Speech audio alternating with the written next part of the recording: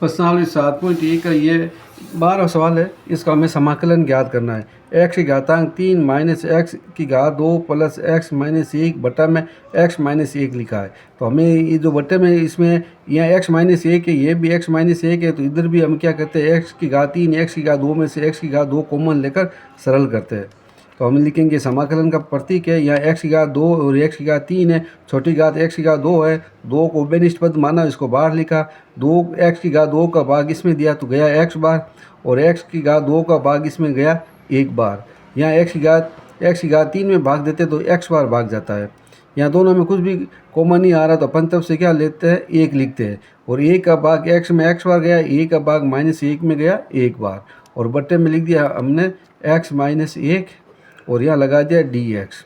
जब ये x की घात 2 और x की घात 3 है तो यहाँ x की घात 2 कॉमन लिया है। अब x की घात 2 का भाग x की घात 3 में देते जाता है x बार, और x की घात 2 का भाग x की घात 2 में देते तो भाग गया 1 बार। अब आप ध्यान से देखिए, ये लगाए समाकलन का चिन्ह, ये दोनों उभयनिष्ठ है तो उभयनिष्ठ लिखा x माइनस 1 और इसको हमने लिख दिया x की घात 2 प्लस 1 बट्टे में लिखा हमने x माइनस 1 और यहाँ लिख दिया हमने dx।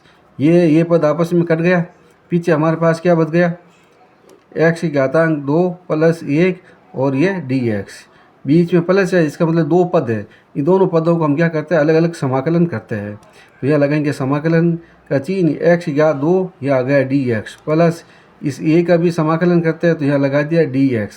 अब हमारे पास फॉर्मूला क्या है समाकलन का, यहाँ लिखा x है तो समाकलन x की घात यदि n हो और इसका समाकलन करना हो तो x की घात के में अंदर 1 जोड़ देना है, जो भी घात हो उसके अंदर 1 जोड़ना है, और नीचे सेम टू सेम ये लिख दिया प्लस कर दिया c।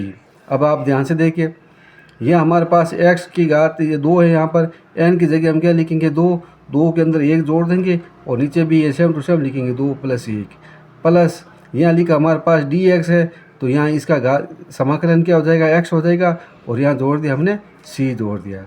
अब 2 और ये कितने हो गए 3, तो x की घात 3 और ये भी हो जाएगा 3 प्लस x प्लस c।